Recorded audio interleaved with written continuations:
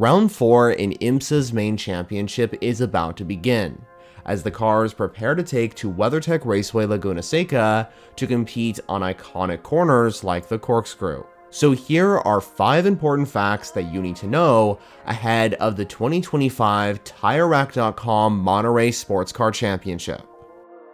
Number 1. The GTD Pro class is back. After being absent at the Acura Grand Prix of Long Beach, IMSA's professional GT category makes its triumphant return here at Laguna Seca, with a total of 10 cars on the grid. Heading into this event, there are quite a few storylines to keep an eye on regarding this category. One of those stories to follow is that Roxy is back. AO Racing's Pink Dinosaur livery, which was last used at the Michelin GT Challenge race at VIR in 2024, will be represented on the number 77 Porsche this time round during this event located on the west coast of California. The American squad has confirmed that, quote, Roxy is pushing Rexy out of the office for her chance to succeed in the spotlight. This year at Laguna Seca, AO Racing is going to be a formidable opponent, as they've pretty much won everything heading into this race. Remember that it was this number 77 Porsche that took victory at WeatherTech Raceway last year, and the 2025 season has started out well for AO Racing.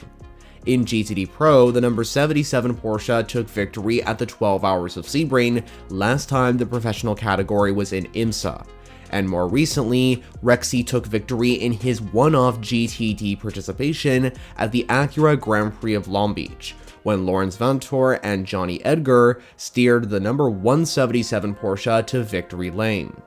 In other news in this category, Pfaff Motorsports is sporting an entirely new livery on their number 9 Lamborghini, as the Hurricanes livery will be primarily white with red accents. Traditionally, Pfaff Motorsports has had a special livery at Laguna Seca because of their sponsorship with Motul. Last year they did it with the McLaren, and before in 2023 with their Porsche. Lexus and Vassar Sullivan Racing also have a change for this race, as Daytona winning driver Marvin Kirchhoffer joins the team at WeatherTech Raceway Laguna Seca in place of the recovering Ben Barnico in the number 14 Lexus RCF GT3, as the German racer joins Aaron Telitz for the weekend. By the way, it's key to remember that all full season entries will be here at this event, with the only noticeable absence from the Sebring field being that number 20 Proton competition Porsche, as in fact, Proton are nowhere to be seen at Laguna in either GTP or the GT Daytona classes, unlike last year. Number 2, the Aston Martin Valkyrie makes its Laguna Seca debut. For the very first time, a Le Mans hypercar will be racing at Laguna Seca, as Aston Martin bring their all-new Valkyrie AMR LMH to conquer the corkscrew. The only other LMH variant that has been on track in the past was the Ferrari 499P Modificata, but that car is not the race variant of Ferrari's hypercar, so the fact still remains, this is the first Le Mans hypercar to race at Laguna Seca. Florida-based squad, the Heart of Racing team, will bring their full-season number 23 Aston Martin Valkyrie to the GTP grid at Laguna Seca, following solid points finishes at Long Beach and Sebring.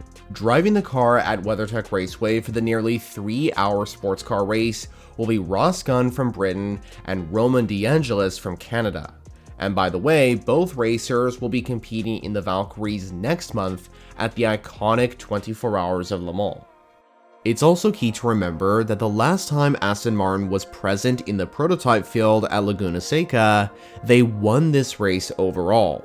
That event was the 2011 sports car race in the American Le Mans Series, when the 007 Lola Aston Martin B09/60 took the victory by 3 laps to its opposition.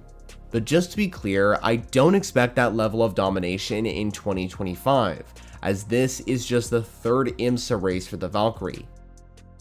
Number 3, Robert Wickens returns with DXDT Racing.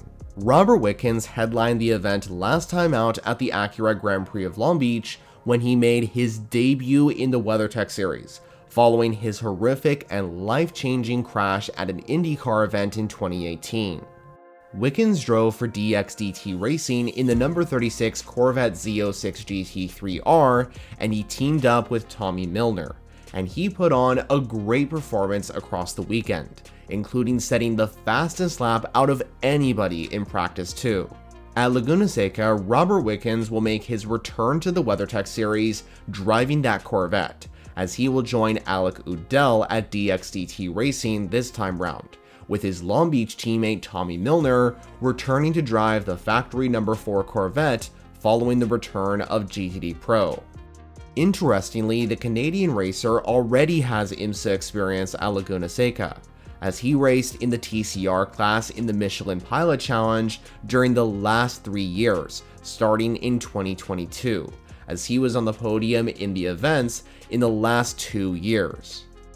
Number 4, Porsche Penske is the team to beat, but Acura has major success here. As I just explained in a previous video, which I'll link at the end of this one, Porsche Penske Motorsport has been dominating IMSA in 2025, as they've literally won every race so far, and they are the team that everyone wants to beat heading into this event at Laguna Seca. Porsche Penske Motorsport is also the defending winner of this event, as last year the number 6 Porsche 963, driven by Nick Tandy and Mathieu Jaminet, became the winner of the endurance race, as Porsche was able to beat the number 31 Whelen Cadillac after that moment at turn 4, which I've displayed on screen. However, Porsche is definitely going to have some competition for the win this year, as heading into this race, one of those contenders will surely be Acura and Meyershank Racing, as in the past, Acura has taken a lot of success here. If we just count the last 15 sports car races at this track, Acura is actually classified as the most successful brand, as they have so far taken 9 victories at Laguna Seca's sports car venue, with their first clinched in 2009, when DeFerrin Motorsports took the win with that number 66 Acura ARX-02. And in fact, that was Gilles DeFerrin's last race in ALMS before he retired.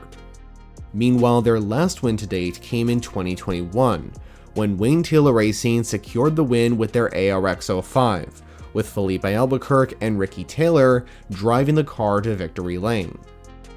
Number 5, Event Name Change. For 2025, WeatherTech Raceway Laguna Seca has announced a partnership with Tire Rack. Previously, the IMSA event was known as the Motul Corse de Monterrey powered by Hyundai N, up until last year in 2024. And now, in 2025, it's been renamed to the TireRack.com Monterey Sports Car Championship. Alongside the name change to the IMSA venue, Tire Rack sponsorship also includes the naming rights to Laguna Seca's iconic tire bridge, which is the pedestrian crossing in between turns 3 and 4, as pictured on screen.